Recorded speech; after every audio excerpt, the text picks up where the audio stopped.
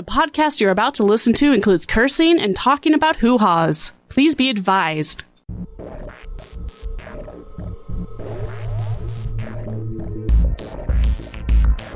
We are the Atheist Nomads, bringing you history, science, politics, religion, and interviews with leaders in the atheist community. Not all those who wander are lost. Welcome to another episode of Atheist Nomads. I am Dustin. Joining me as always is Wesley. Sup? And joining us again is my lovely wife, Lauren. Hello. Or you didn't call me out. Sup? Oh, I'm trying not to. I really am. Hello, Do over. everybody. All right. There's the Wesley we know and love. Oh, yeah. Get all mouthy on it. Making love to the microphone. Well, I'm going to keep making love to this beer. It's the last one I have left over from Weird Beers in L.A. It's Burton Champ's Triple, actually from Belgium. It's only 8% Sweet. alcohol, but it was actually weak. bottled on September 12, 2015. And yeah, it's kind of weak, but it's actually Belgian. And Europeans tend to go lower alcohol than us crazy Americans. Well, us Americans know how to make Belgians. Just putting that out there. Well, when one Belgian loves another Belgian very much. Do they make waffles? They make delicious waffles for breakfast. Aw. And that's why you should always fuck a Belgium. This is the last of the beers from Weird Beer that I have. I had the second to the last one on Friday when the ashes came in. Right. Yes. Yeah, I was feeling feelings. He was feeling the feels. Sure. Yeah, Yeah. a little sad, and I had already felt all the feelings that I wanted to feel. So at that point, I was ready to actually drown them. So yeah. Fair And enough. moving on to a happier topic, we've got the Light the Night Streamathon coming up in just over a week. It will be Saturday, September 24, 2016, from 1 p.m. Mountain to 1 a.m. Mountain. And it's just going to be the three of us, most likely, for the first hour. But Holy shit, we need your guys' help. every hour after that is filled. All right. Sweet. We got Yes. guests. We have guests Up the from butt. 11 different podcasts coming on to share and help us raise money, because For the cancers. yes, blood cancers suck. They are expensive to treat, and this money will be going to help patients pay for their treatments. And will someone please think of the children? And as Did you say butt cancer? blood cancers, Oh. Butt Thought you were cancer talking is colon cancer and is also very serious, but not what we're focusing on. there is also anal cancer. There's also Yeah. rectal cancer and all sorts of lower digestive tract cancers. But Light the Night is to, as the son of a lymphoma survivor, this is a topic and a cause that is very near and dear to my heart. You can get melanoma on the buttocks. Lauren, enough with the butts. But, But okay. Although, speaking of I'm done. butts, our download numbers have actually been up recently, which has been really awesome to see. What does that have to do with hey, butts? New listeners. But we have butts new too. listeners. Oh. Wrong butt. Okay. I was trying to have a little bit of fun there, and yeah, it fell flat, but No, just because Lauren doesn't get it doesn't mean it fell flat. It just means that Lauren didn't get it. anyway, when I was supposed to be doing show prep last night, I was not in the mood, so I eventually did get to it. But I was looking at where the hell are all these new downloads coming from? And I found the answer. It's a pleasant journey. The Washington, D.C. metro area, in particular Northern Virginia. Holy shit. Virginia has topped out California as the region with the most downloads. And Maybe. Washington, D.C. has topped all other U.S. markets. Washington, D.C., the Virginia state, has more listeners than California, our now second biggest market. Yeah. Wow. So at this point, 21% of all of our U.S. downloads have come from DC/Northern Virginia. What? And, or at least from Virginia. Actually, for that part, that's from Virginia. And 21% of all U.S. downloads, and U.S. downloads make up over 70% of total downloads. Holy shit. Significant chunk. A huge chunk of our audience is in Virginia. And we never hear from any of you. I know, right?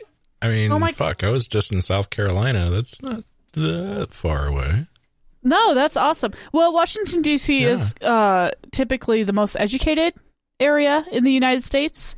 More educated people tend to be more skeptical, and more skeptical people tend to be atheists and awesome. So, actually, the most educated area is the Research Triangle Park region in the Research Triangle region in North Carolina, Raleigh, Durham, Chapel Hill. Wow. Oh, okay. Per capita, the most PhDs in the country, and we aren't doing that well in North Carolina compared to fucking Washington, D.C. Yeah! You guys rock. Yeah. And ain't that some shit? Wow. I tried to take the ball away from Bucky. Instead, he went for the trash and tried to go for some beer cans. So I don't know if I should throw the ball throughout the interview or throughout the news episode, or just let him have a beer can. God. No beer can. Okay. Yeah.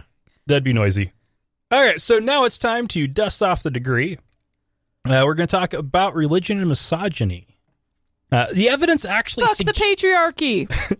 The evidence actually suggests that misogyny and the patriarchy that enforce it dates back to the dawn of agriculture. For the first time, children were not extra mouths to feed, they were extra hands to put to work growing food. The more children you had, the more food you could grow. The more food you could grow, the better your chances for excesses, which meant wealth. And as soon as property and wealth were a consideration, even if it wasn't in the way that we view them now, not only did you need more labor, but you needed someone to inherit the land, the business connections, and the money. And heirs meant that you needed to make sure that you actually fathered your children, and needing more labor meant that your lady partner was of more value making babies than working by your side. And all of this predates religion. However, religion has codified ancient misogyny and makes sure that people still enforce it today. Granted, you look at places like Japan and China, and that misogyny has survived without religion. But at least in the U.S., it seems to definitely be religion that is continuing to push it. But for an example of this holding power from religion, let me read you a position paper that I wrote for a class at my Adventist. The problem, sin as we know it here on planet Earth, all began when Eve took the fruit from the serpent. Had she not done so, sin wouldn't have taken hold, at least not that soon. But was she content with keeping it to herself? No.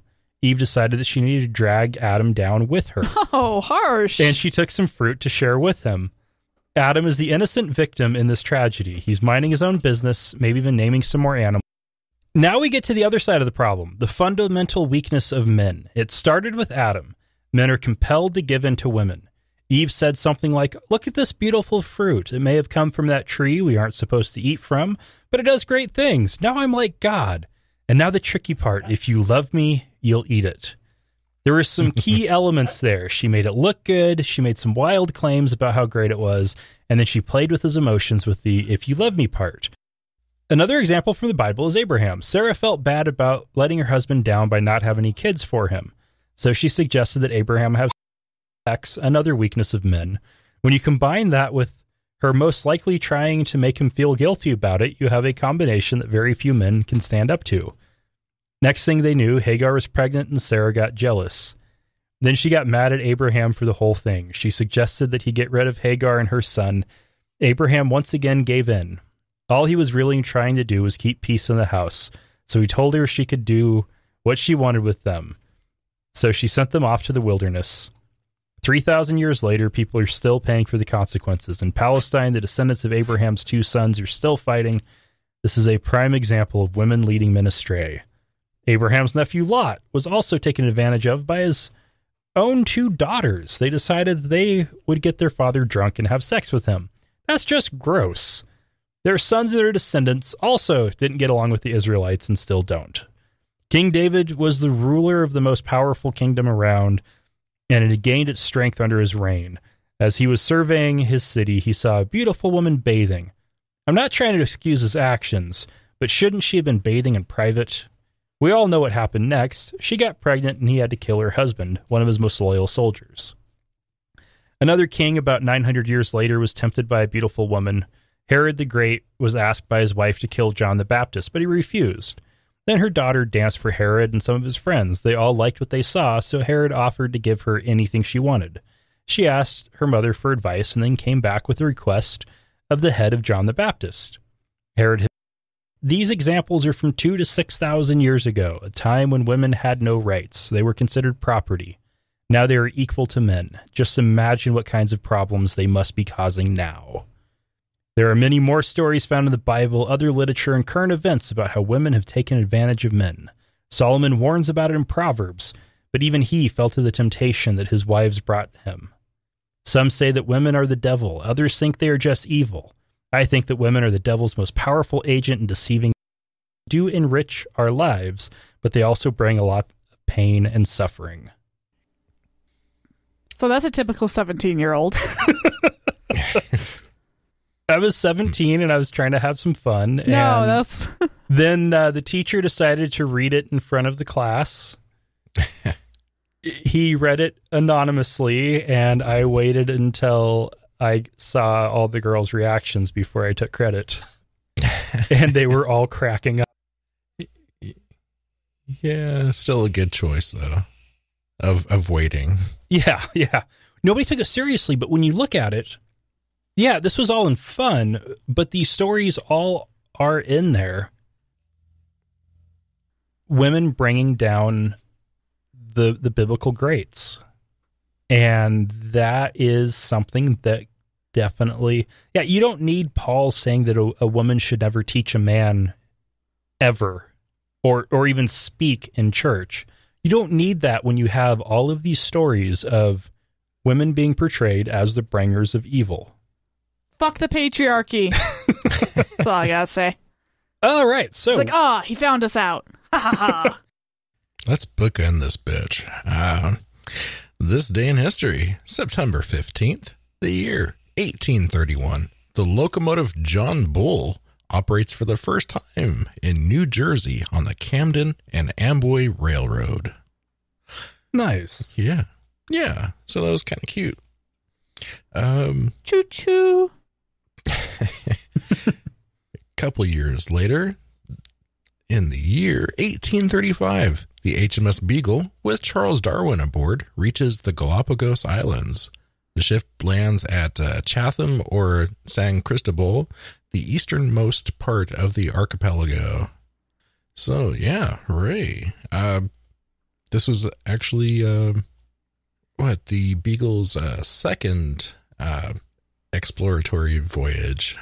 And, it's kind of cool boat. I mean, everybody talks about Darwin, but, hey, the Beagle was a pretty cool boat. Mm-hmm. It was actually a Cherokee class 10-gun brig sloop of the Royal Navy. I don't know what a sloop is, but it sounds pretty fun. It sounds dirty. Seriously. Yeah, it actually got launched in 1820, and this was actually the second of 3 survey expeditions that Darwin was part of, and yeah, so cute little boat. But anyways, moving on along. Let's keep this fast. Okay. All right. It gets a little bad here. This day in history, the year 1935, never really good times when you're talking about the 30s and early 40s. The Nuremberg Laws deprived German Jews of citizenship. So, yeah, that's a thing. The Nuremberg Laws... Nuremberg Laws were anti-Semitic laws in Nazi Germany. Of course, they were put on, September 15th by the Reichstag at a special meeting convened at the annual Nuremberg rally by the Nazi Party. The two laws were the law for the protection of German blood and German honor, which forbade marriages and extramarital intercourse between Jews and Germans, and the employment of German females under 45 in Jewish households, and the Reich citizenship law, which declared that only those of German or related blood were eligible to be Reich citizens. The remainder were classed as state subjects without citizenship rights. A supplemental decree outlined the definition of who was actually Jewish, was passed on 14th of November, and the Reich citizen law officially came into force on the date. The part that I wanted to include in this was that in 26th of November 1935, the law included Romani people and Afro-Germans, and that supplementarily decreed that gypsies as an enemy of the race-based state. Ugh. So, yeah, pretty much, if you weren't, blonde hair, blue-eyed, you're pretty well fucked. Yeah, everybody talks about how bad Jews had it. Gypsies had it just as bad. Gypsies, if you had mental issues, if you were gay, if you had dark skin, atheist, communist. Yeah, you were pretty well fucked. But as far as the scope went, it was somewhere in the ballpark of 11 million people total slaughtered, 6 million of whom were Jews. Fucking A. Yeah. This day in history, the year 1981. The Senate Judiciary Committee unanimously approves Sandra Day. So, mostly hooray. Well, hooray that we had our first female Supreme Court person. But she was also a fairly right-wing candidate. She was considered a Federalist and a moderate Republican, which... to be fair, these days is not really moderate. But well, by these days, a Federalist and a moderate Republican would be a moderate Democrat. Ooh, I was going to say centrist, but yeah. We've politics as a whole in the U.S. have moved a long ways right. Well, I mean, she was Texas born and raised, so that kind of figures into her worldview, I'm sure, which, she was in that seat until like 2006, was it? Yeah, she retired in 2006. Yeah. So holy shit. Reagan put her in 81, and yeah, so she had a hell of a run. Before that, she was one of the first, she was actually the first majority leader in the United States as the Republican leader in the state of Arizona. Huh. But, this lady, fairly right-leaning, but, in her early years, but she kind of cooled a little bit in her later years, which was kind of nice. Mm-hmm. Yeah. One thing that's interesting is that she went from the Arizona Court of Appeals to the United States Supreme Court.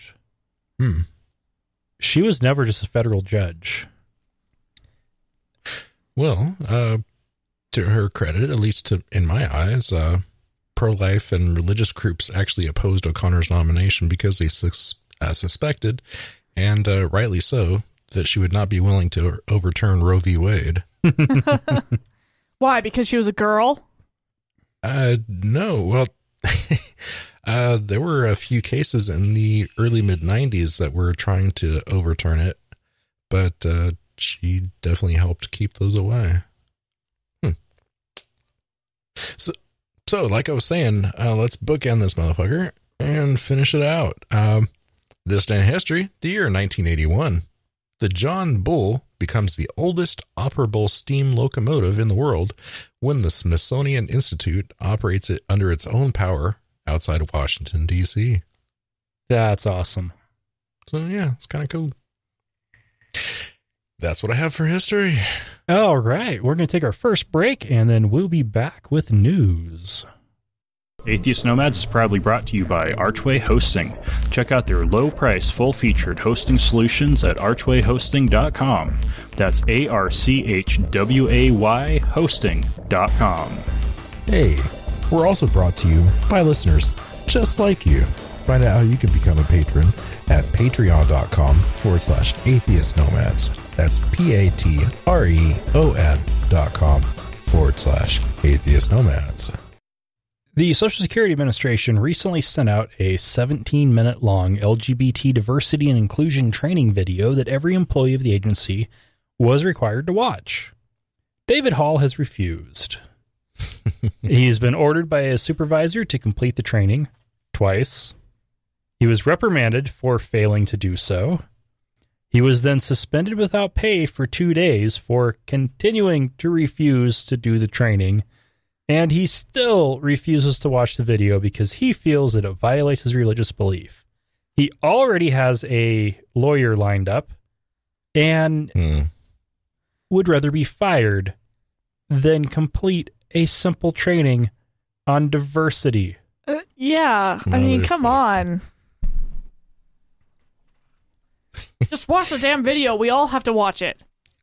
Yeah. Nobody wants to. Nobody wants to fucking watch HR training, but fuck it, just do it and get it over with. I don't care what the topic is. Nobody wants to watch it. But come on, I mean, pull your head out of your fucking white Christian male ass and just do it, you fucktard. Yeah. Giving federal workers a bad name. And he's refusing to do it on the grounds that it's about the LGBT community. He doesn't even know what the contents are. I'm sure that, you know, some of his coworkers were horribly scarred. And, you know, they're no, fuck it. Come on, just do it. I mean, I'm pretty sure I've watched this fucking video. Oh, God, just get it over with. Pull the Band-Aid off, you fucktard.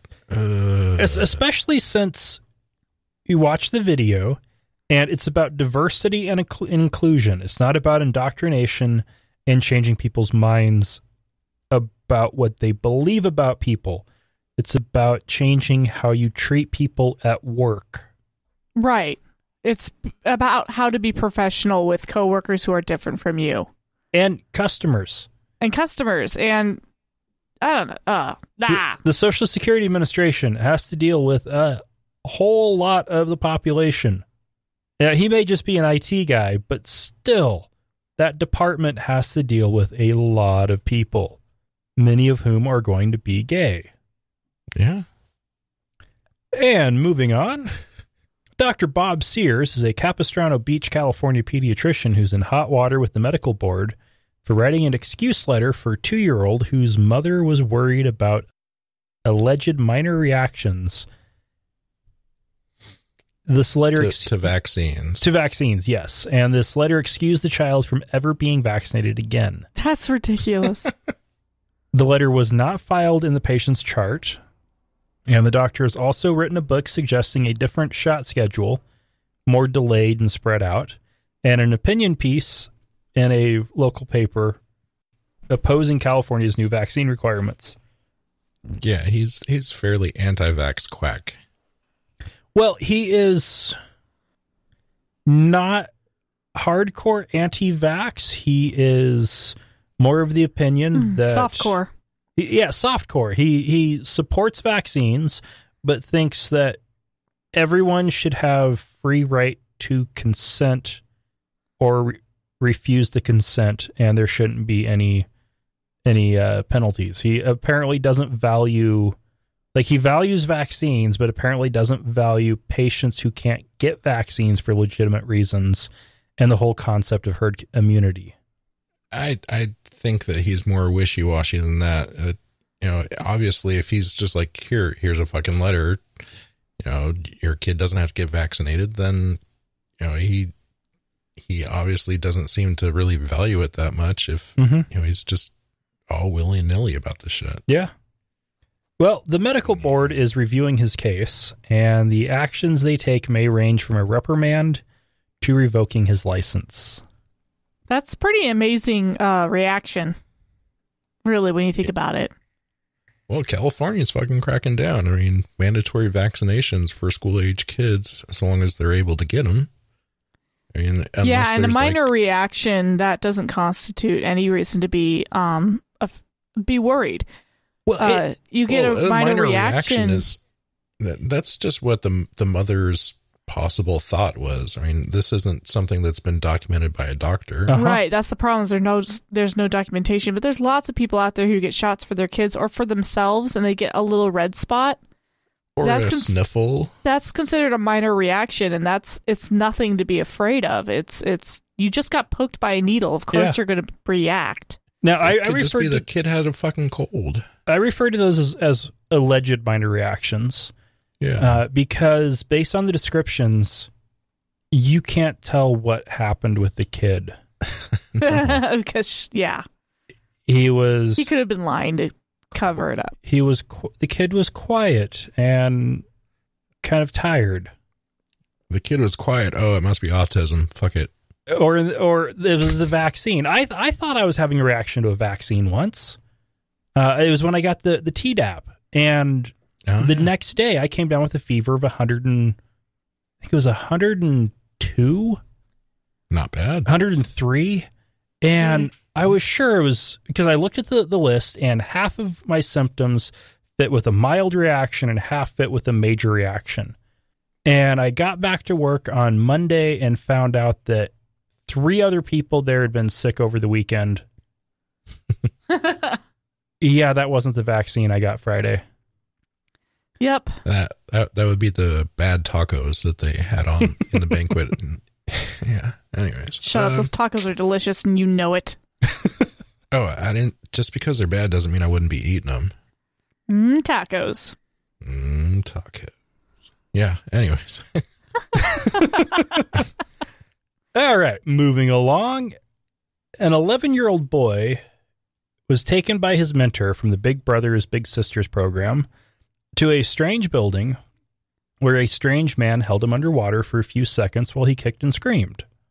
The boy didn't understand what was going on and was afraid, and he's been left traumatized and was having nightmares of the event ever since.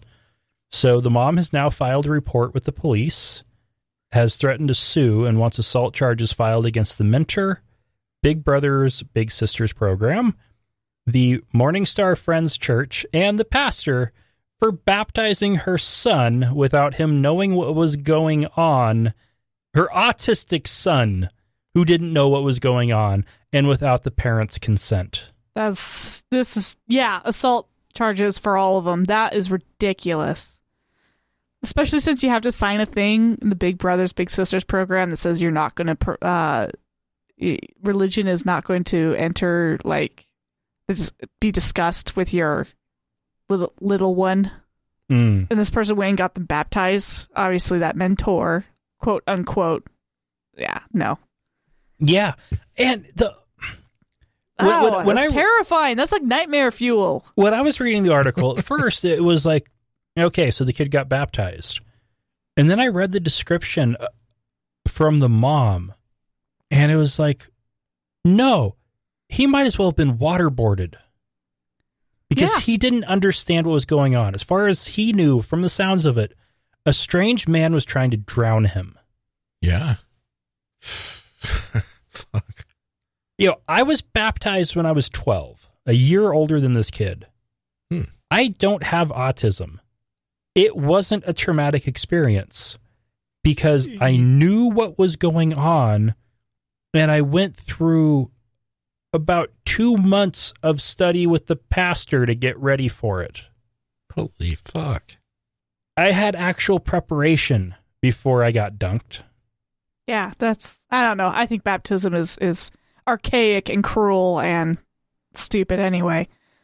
Did you hold your breath and count to 10 or something? What preparation did you have to get dunked?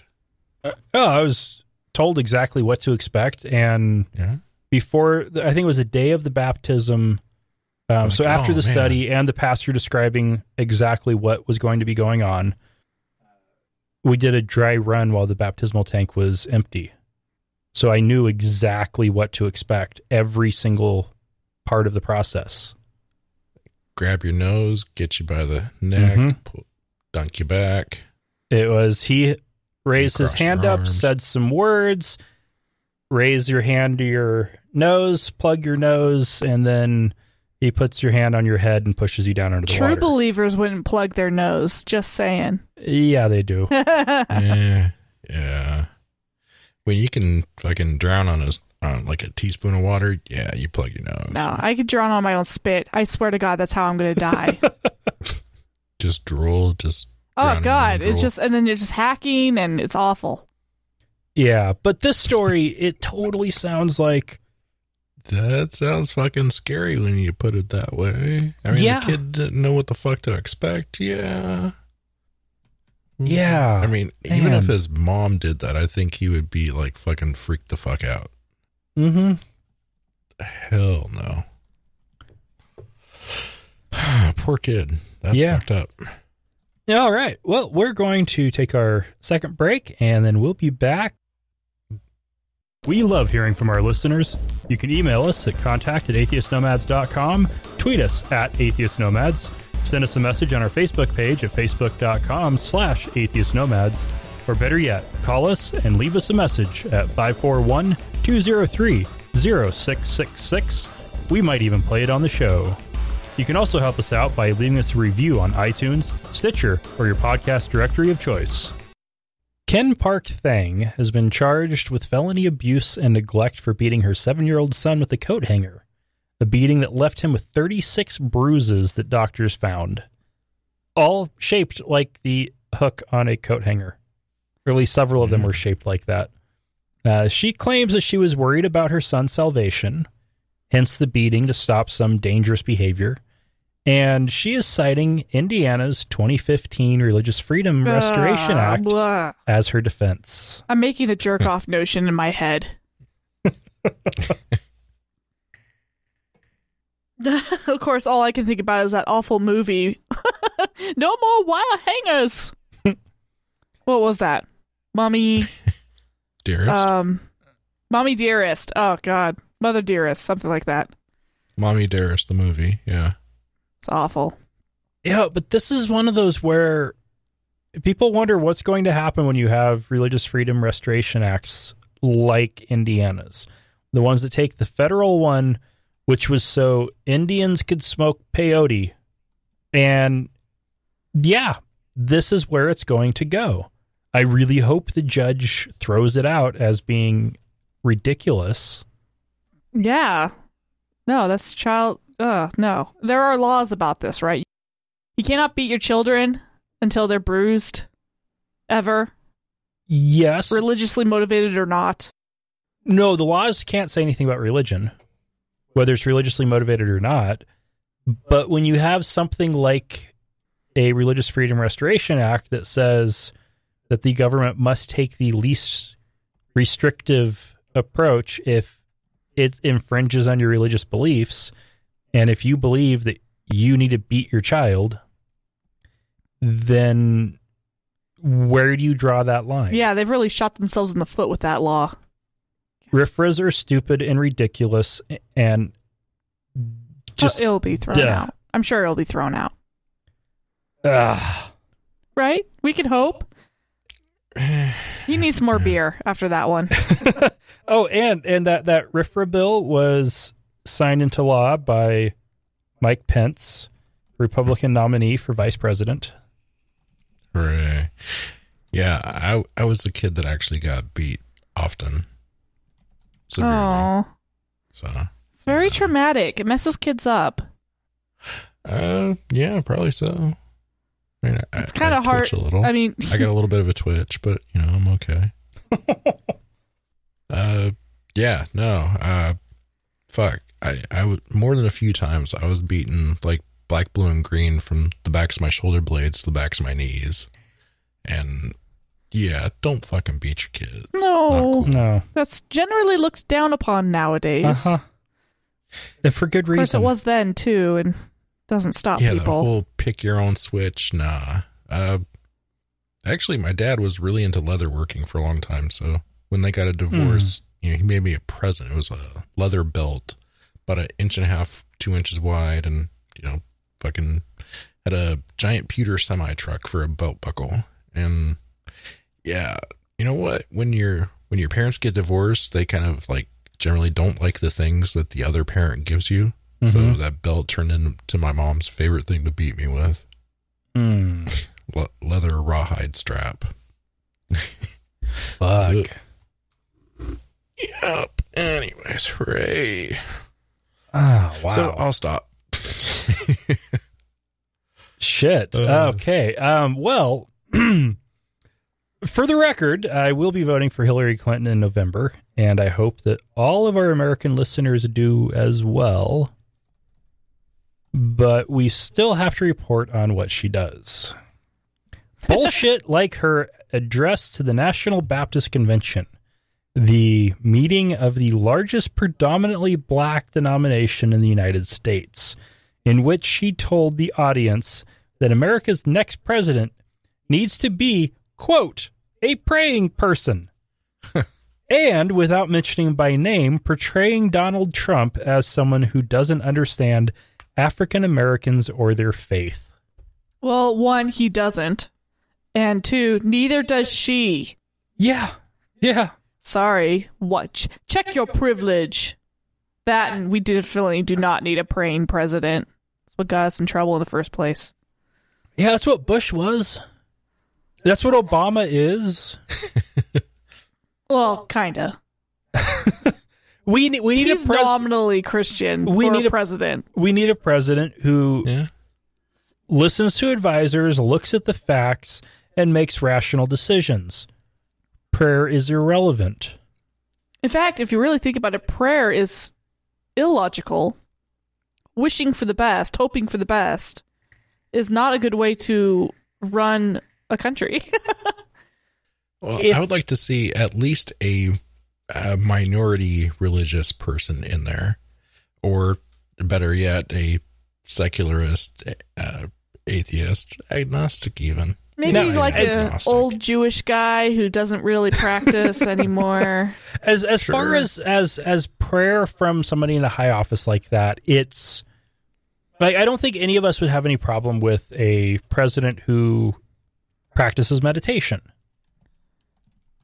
For a rational Christian, prayer is basically meditation.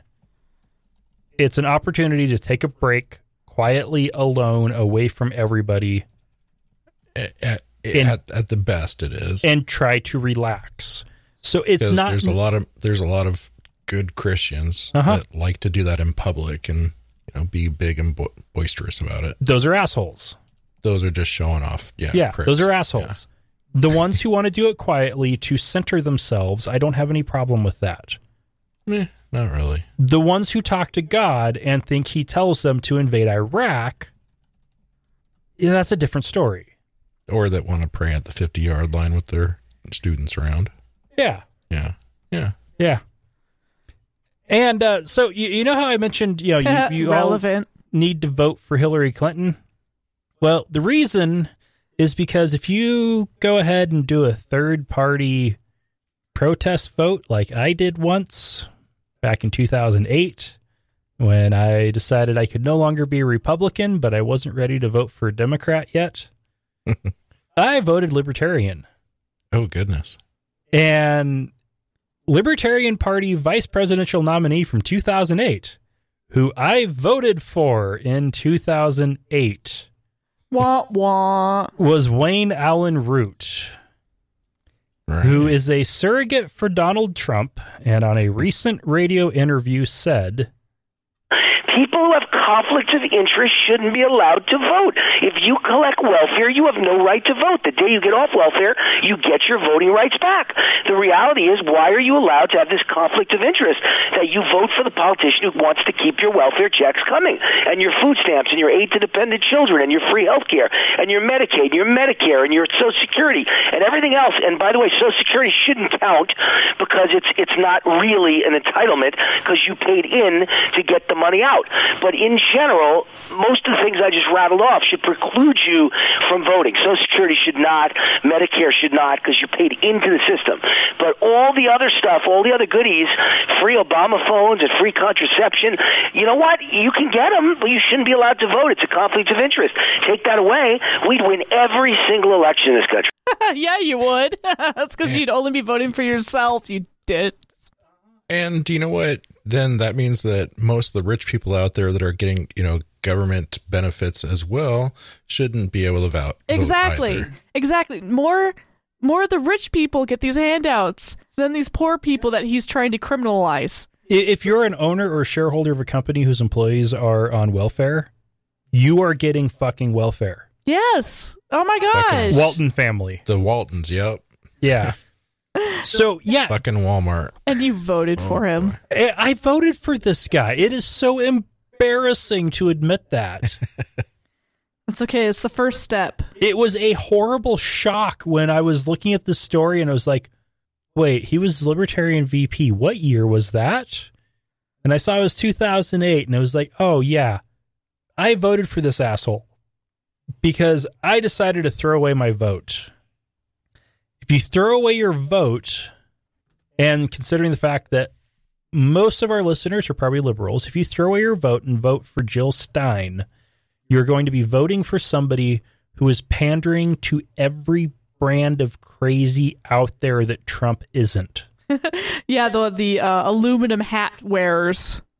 She's going for 9/11 conspiracy theories, Wi-Fi conspiracy theories, anti-vax, anti-GMO, pro-organic, pro-big organic, anti-pharma, you name it. She's courting all of those people. She is either a nutbag or more likely a politician who knows who to try to target, the fringes, but isn't smart enough to actually just join a major party where she might actually have a chance and get to actually campaign to normal people, which actually suggests she is probably just a nutbag. And Gary Johnson, he isn't much better. No, he really isn't. He's worse in a lot of ways. So we have an election. What do you do, man? What do you do? We have an election where it's not a choice between two evils.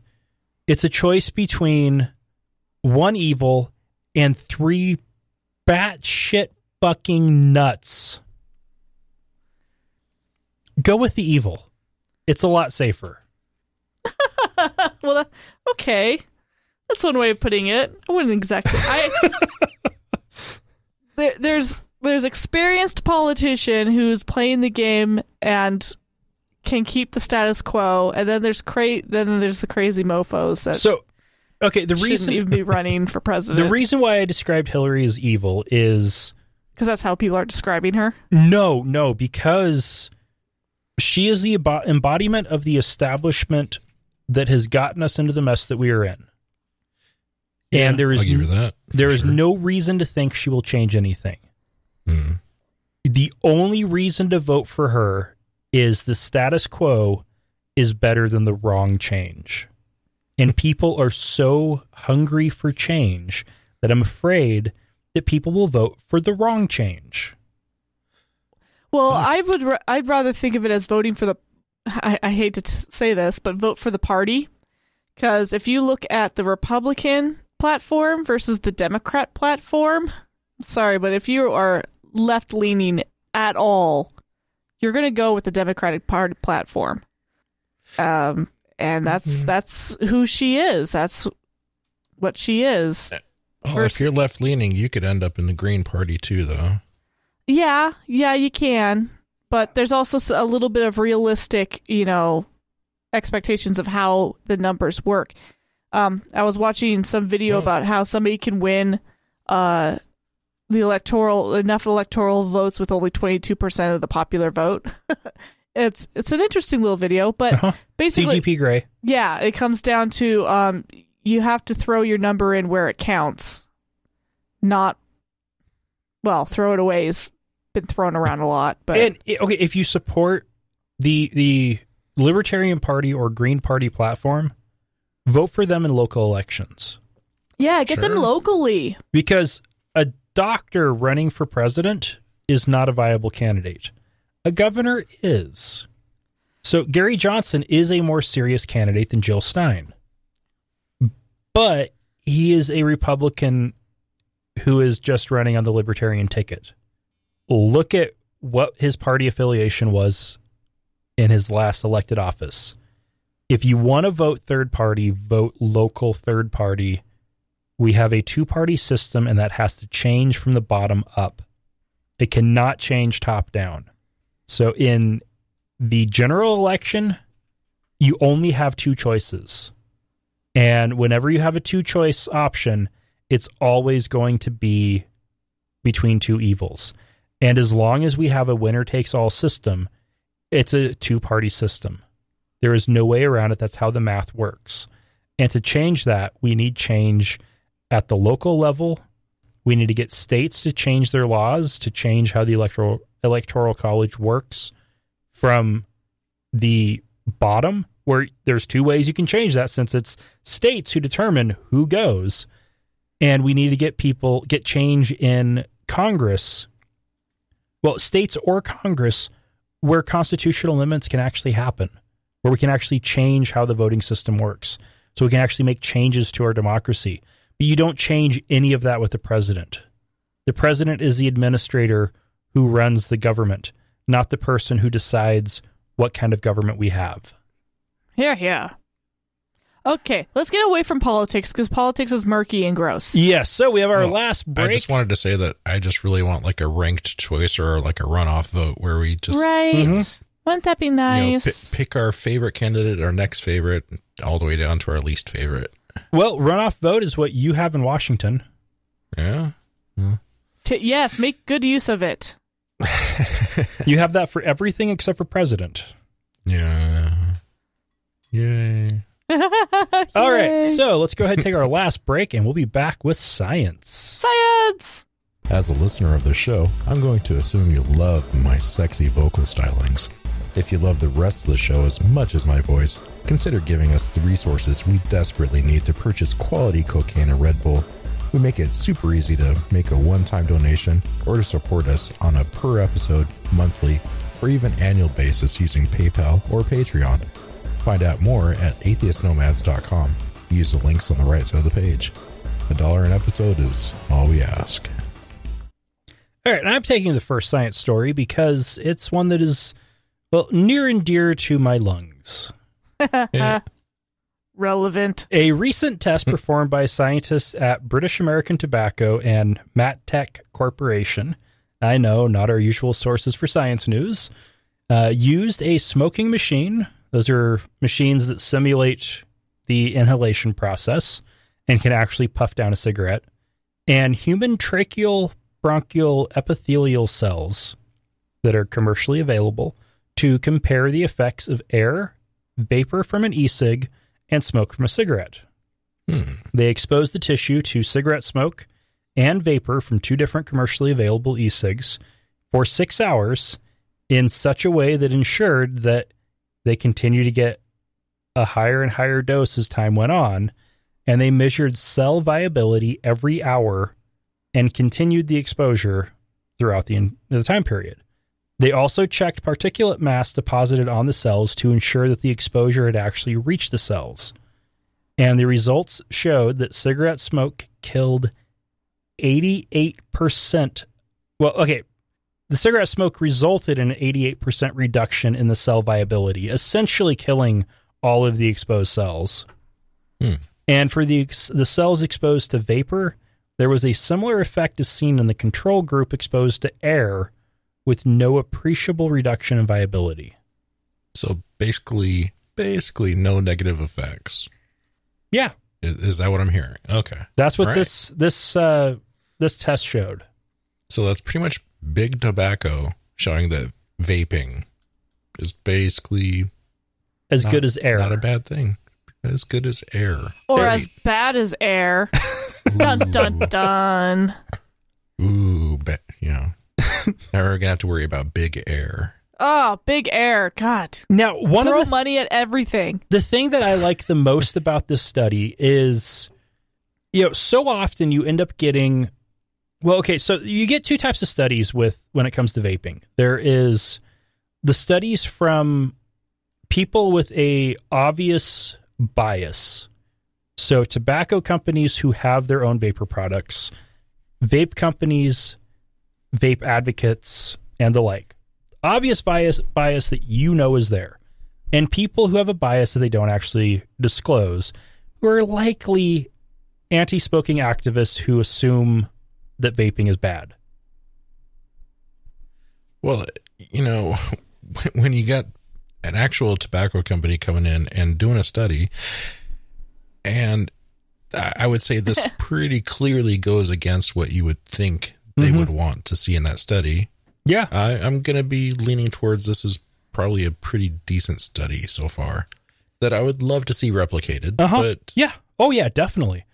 But still, that's pretty fucking amazing that, fucking big tobacco's like, yeah, it doesn't really do anything bad. Yeah. One of the other... I still think air is terrible for you, so... One of the other big problems is when you look at the people who assume it's bad, they assume it's bad because it took us 30 years of research to prove that smoking was bad for you.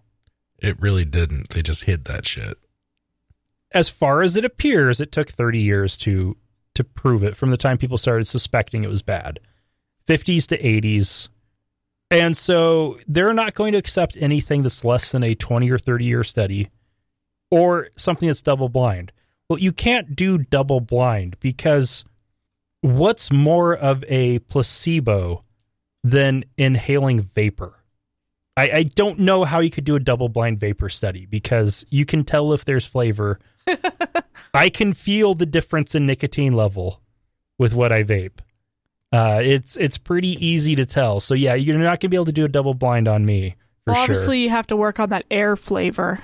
And I definitely think that with studies, and this is something that you don't see all that often, and I'm really glad to see it with this one, is you have to have two controls. One control is cigarette smoke to show whether or not vapor, or how much better than smoking vapor is. And the other control is not vaping or air to show how much worse than not vaping is. Does that make sense? Yeah. You need to have those two numbers. What's the risk reduction compared to smoking, and what's the absolute risk of vaping? We need to know both. Because even if the absolute risk is greater than zero, if it's 95% less risky than smoking, then we should be giving vapor products away to current and former smokers. Yeah, it should be part of your Let's Quit kit. Yeah. Which isn't actually a thing, but it should be. Oh my gosh.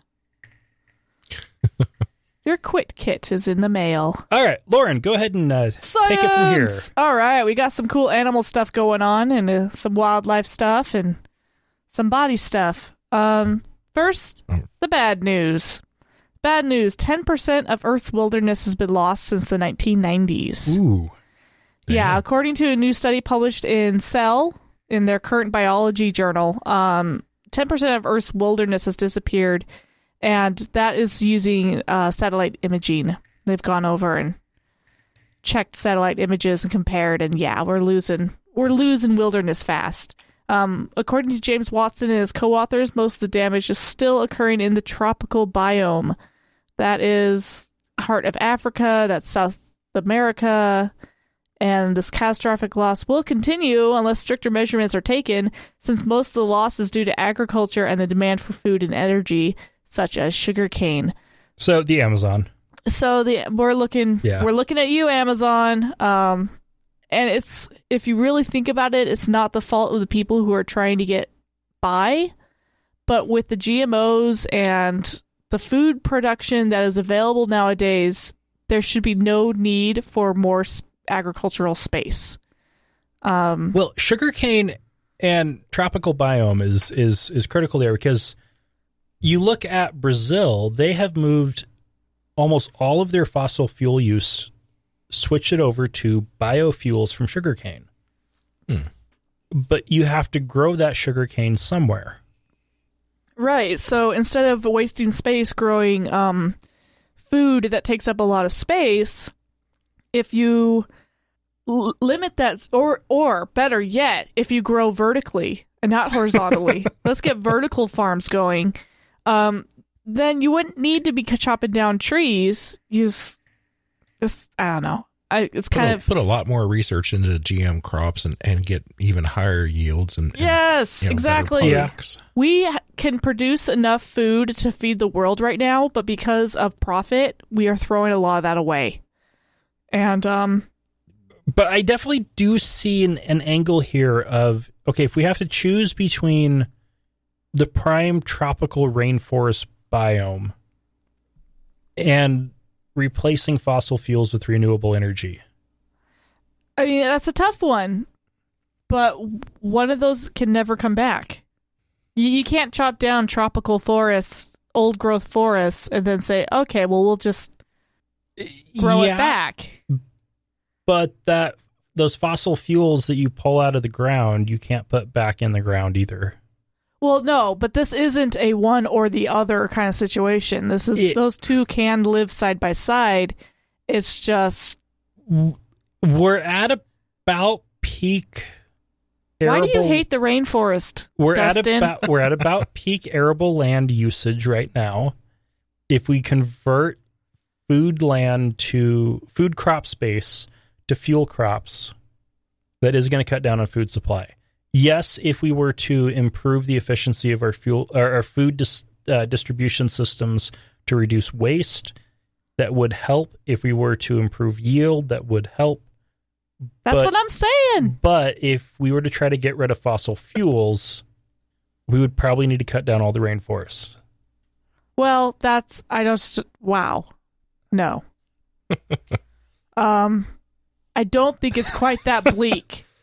But it's just because you hate sloths, isn't it? No, it has nothing to do with sloths. Three-toed sloths. They're so cute. I love everything else that lives in the rainforest. Except for the sloths and the spiders. Okay. Sloths are creepy and... God damn you, spiders. God damn you. Yes. Damn the spiders. You do have issues with spiders, especially Mexico at the end of your religious days. Oh, that was what? That was God punishing me for resisting the call to the ministry. Yeah. So that was in the heart of his religious days. Yeah, that prompted the deepest of my religious days. Fucking spiders. That spider is why I have a degree in theology and why I started out leaving school with $50,000 in debt. You can wow, it's like the butterfly effect. If a butterfly flaps its wings in China, can create a tornado in America. Only yours was a spider bite and $50,000 of college debt. Mm-hmm. Okay, moving on to some happier news. It has been revealed that giraffes are actually 4 different species of. Wow. So all this time, we've known that there are different types of giraffes. There's Nubian giraffes. There are the northern giraffe, the southern giraffe. But they were subspecies. They were all the same animal, but they had just had slightly different traits. No, apparently that was totally wrong. According to a new study published in Current Biology, yes, that was the same one as the last study. Using mtDNA testing, Julian Finessi and others determined that there are actually 4 distinct species, which include the southern giraffe, G. giraffa, Maasai giraffe, G. tipulskirchi, the reticulated giraffe, which I think is the one that most people are familiar with, G. reticulata, and the northern giraffe, G. camelopardalis, which is cool because it has the word camel in it. What they did find, too, was that there was, such as the Nubian giraffe, was actually made up of 2 different species. According to the Oxford Journals, a sixth sense has been discovered, and no, it is not Bruce Willis. I see dead people. Yeah, that was a good movie. Separate from sugar taste buds, apparently, MJ's busting up over here. are a set of starch-sensitive buds that are hardwired to love carbs. It's particularly useful because we need starchy foods contain so much energy, so obviously it would be beneficial for animals to develop a sense of taste for starchy foods. This was never actually proven because really what you're looking at is you're looking at glucose molecules that are simple, which is the sugar, and then a lot more complex and longer chains of sugars, which are the starches. And they always assumed that the sugar taste buds, the sweet taste buds, would measure both of them, or not. I don't know. But basically, they don't. There's actually a separate set of taste buds that look for starches. Which is why we crave pizza and pasta and cake, because we crave those starches. Fuck yeah. Nice. Yeah, like really bad right now. I'm so hungry. Yeah. So, like, next time you're craving something that you shouldn't, it's science's fault. It's your body's fault. You're geared to want starches. Sorry. All right. Well, we've got feedback. I want to read the iTunes review. We'll get there. Okay. Regarding episode 162 from Randy via Facebook, fuck the patriarchy. LOL. Yay! Yeah. Maybe we should just have people, like, call in and leave us voicemails of them saying fuck the patriarchy. 541-203-0666. Right. Yay. If we get a whole bunch of those, we will play them. Yay. From Monica via Facebook, the Cod War, as in the militarized fishing disputes between the UK and Iceland? Yes, exactly that. Not related to the Cod Peace, as I learned. Because there's the Cod War and then there's Cod Peace. Get it? The cod. Peace, P-E-A-C. Oh, yeah. God, that was good. Oh, my God. From Pat via Facebook, this is regarding episode 163, not all of us in Wisconsin are crazy guys, at least not in stupid, trummy kinds of ways, more like in drunken, derpy kind of ways.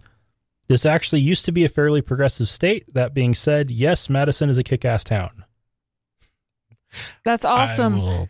I will take your word for that, sir. Unless you're buying tickets, then I will come out and visit. I would like to visit Madison, honestly. Don't you know?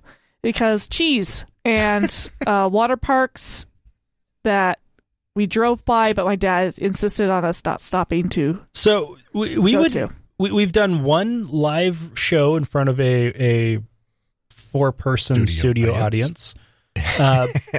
But if any of you want to fly us out somewhere, absolutely, to do a live show, or if it's relatively close, pay for gas and lodging, or give us a beer and a couch to sleep on. That's what I need. Give me a fucking couch. We'll go, especially if you're in DC, so we can see our biggest concentrated group of listeners, which would be awesome. Oh my God! Or Madison would be cool too. Madison, Washington DC, pretty much anywhere but the South. Mm-hmm. All right, Lauren, you want to take the iTunes review? Too. Okay, we did get a new iTunes review from Acrowats. What sets this show apart from the rest of the Atheist podcast is that the hosts actually know what they're talking about, especially Dustin, since he actually has a theology degree. And hoo-haws. Mwah. Yay, we love our hoo-haws. All right, no new patrons, but if you want to support us, go to atheistnomads.com and look at the links on the right-hand side of the page, and there are many ways to support us, and we would love it if you did. Yeah, pay these guys for the work that they do, basically. Yeah, it'd be nice. It would be nice. Yeah. Well, actually, no. It would be. It's needed. These, Dustin puts in a lot of work. Wesley puts in a lot of work. I don't, but whatever. She has boobs and a hoo-ha. Yeah, I get away with it. She keeps me happy. But yeah, you're rewarding these guys for putting this stuff out. So, yeah. It would be lovely if we could just do this all the time. All the time. Not have an actual. I'd do a whole podcast just about hoo-has. And just do this. We'd do the show like 2 or 3 times a week. Seriously, and have several spinoff shows. It'd be incredible. Oh yeah. I'm a whore. I'll do anything. All right. Well, on that note, we'll be back next week with an interview. And don't forget the Streamathon on Saturday the 24th at 1 p.m. Mountain. Yes, Mountain Time Zone is a time zone. If you don't know that, look it up. It's not that different than yours if you're elsewhere in the U.S. That is -7 GMT? That's right. Greenwich? -7 right. UTC. Is it the same as Chihuahua, Mexico? But this is daylight. Okay, it's during standard time. It is UTC -7. We are daylight savings time, so it'd actually be UTC -6 right now. So UTC -6. Yes. Or Mountain. Okay. Or, because, not everybody's in the U.S. Or America's / Boise, because we actually have our own localization for Unix time standards. Okay, cool, cool. All right, anyway, we'll be back next week with an interview.